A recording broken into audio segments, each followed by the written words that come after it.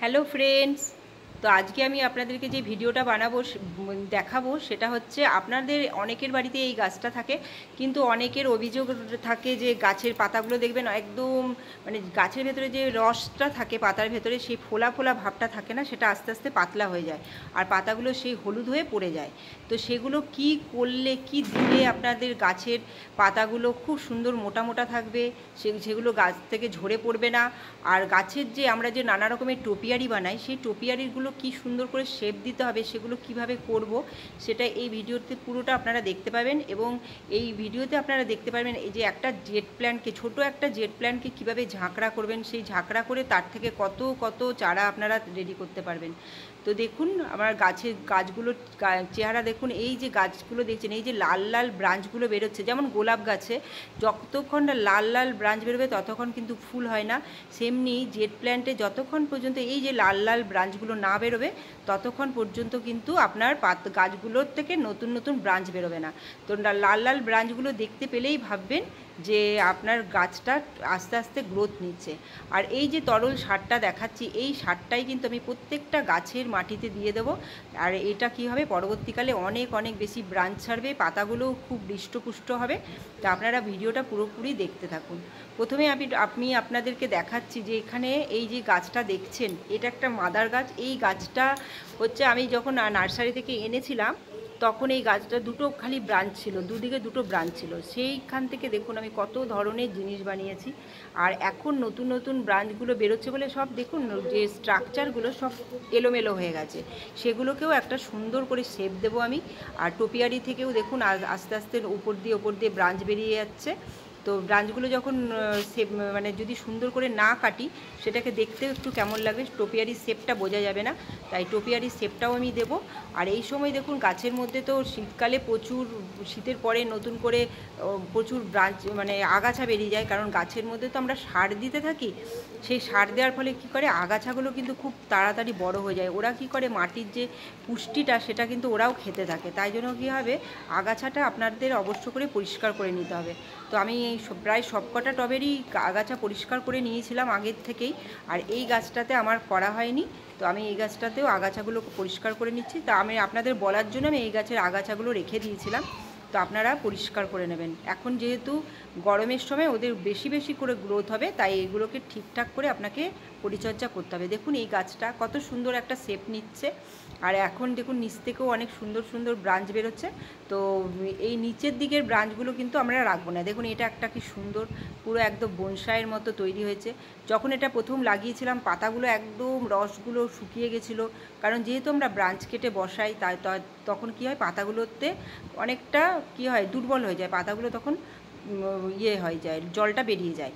আবার নতুন করে পাতাগুলো পুরো ফোলা ফোলা হয়েছে আর জলগুলো একদম ভেতরে ঢুকে আছে। তাই জন্য জেট প্ল্যান্টে মাঝে মাঝে আপনাকে জল না দিলেও কোনো অসুবিধা হবে না, কিন্তু গরমকালে রেগুলার আপনারা জল দেবেন। আর দেখতেই পাচ্ছেন আমার গাছগুলো কত রকম শেপের টবে আমি রেখেছি, আপনাদের একদম কাছ থেকে দেখাচ্ছি। কোনোটা 4 ইঞ্চি, কোনোটা 8 ইঞ্চি, কোনোটা আমি কৌটো কেটে লাগিয়েছি, আবার কোনোটা আইসক্রিমের গ্লাসেও লাগিয়েছি। সব রকম গ্লাসে বা টবে সব রকম জিনিসেই কিন্তু জেট প্ল্যান্ট দেখতে খুব সুন্দর লাগে আর খুব ভালোভাবে কিন্তু রেডি হয়ে যায়, বেঁচে যায়।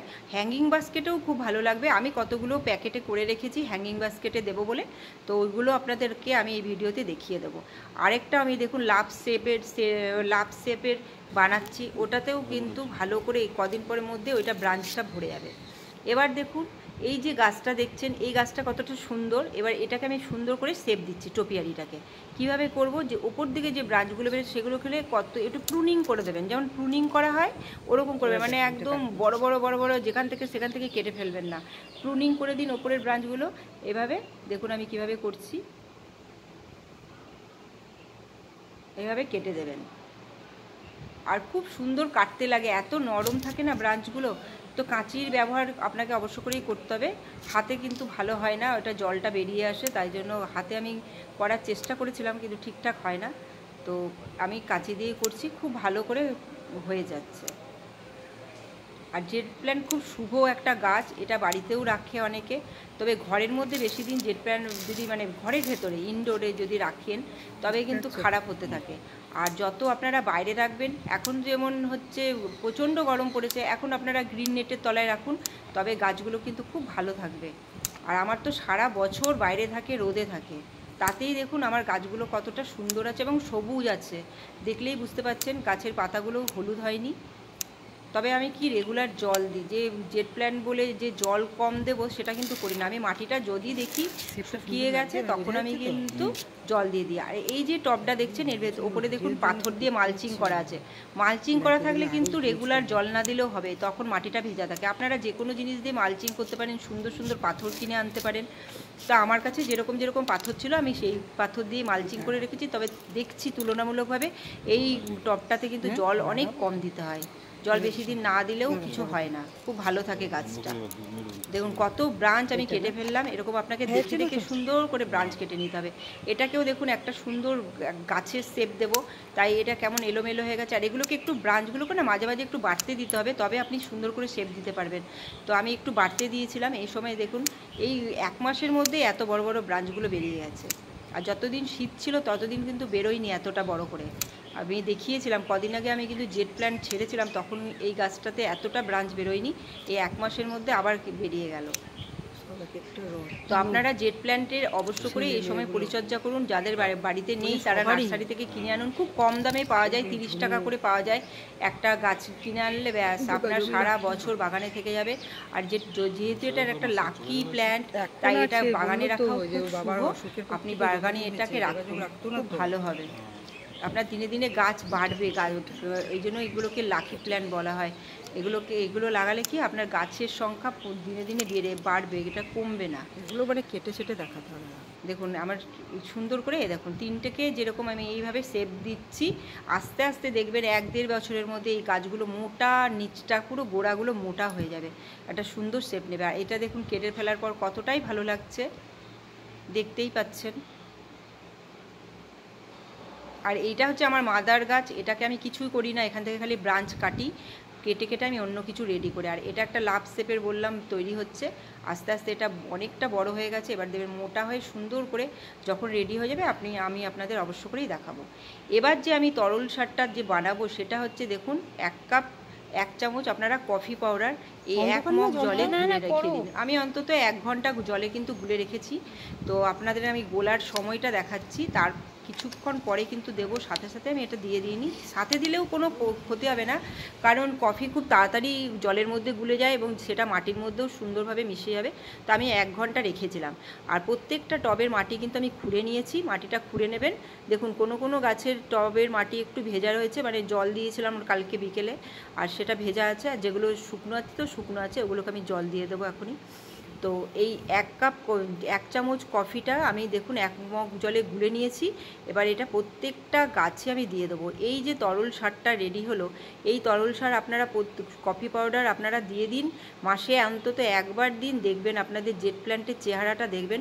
আমি ভালো রেজাল্ট পেয়েছি বলেই কিন্তু তারপরে আমি আপনাদেরকে করে দেখাচ্ছি।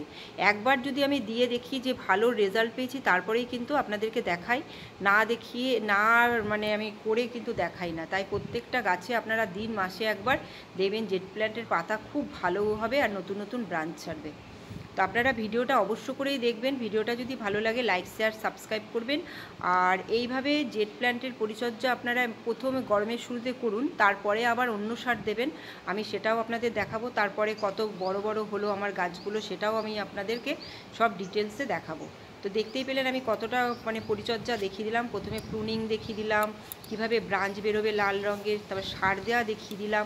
আর যে কাটিংগুলো কেটে ফেলেছি সেগুলো কিন্তু কখনো ফেলে দেবেন না। জেট প্ল্যান্টের আপনারা অবশ্য করে লাগিয়ে রাখবেন, ভবিষ্যতে অনেক অনেক ধরনের গাছ আপনারা রেডি করতে পারবেন। জেট প্ল্যান্ট দিয়ে অনেক কিছু বানানো যায়। আপনারা যদি কখনো যারা জানেন বা জানেন না তারা দেখবেন, রাখবেন। জেট প্ল্যান্ট যদি আপনারা এমনিই লাগিয়ে রাখেন না, কাটিং দেখবেন কিছুদিন পরে একটা সুন্দরভাবে শেপ নিয়ে নেয়, সেটাও একটা দেখতে ভালো লাগে। কিছু না করলেও ওই গাছগুলোকে এমনিতেই সুন্দর লাগে দেখতে। দেখুন এই যে কাটিং, এগুলো সব কাটিং বসিয়েছি। এর শিকড়গুলো যা গোড়াগুলো মানে বিশাল মোটা মোটা হয়ে গেছে, দেখুন স্টিমগুলো কতটা মোটা মোটা, এগুলো সব কাটিং থেকে আমার করা। তাই কখনও কাটিংগুলো ফেলে দেবেন না। আমি পরে জেট প্ল্যান্টের কাটিং কীভাবে বসাবেন আপনাদেরকে দেখিয়ে দেবো। আপনারা আশা করি খুব উপকৃত হবেন। তো ভিডিওটা আমি এখানেই শেষ করলাম। Bye bye, take care.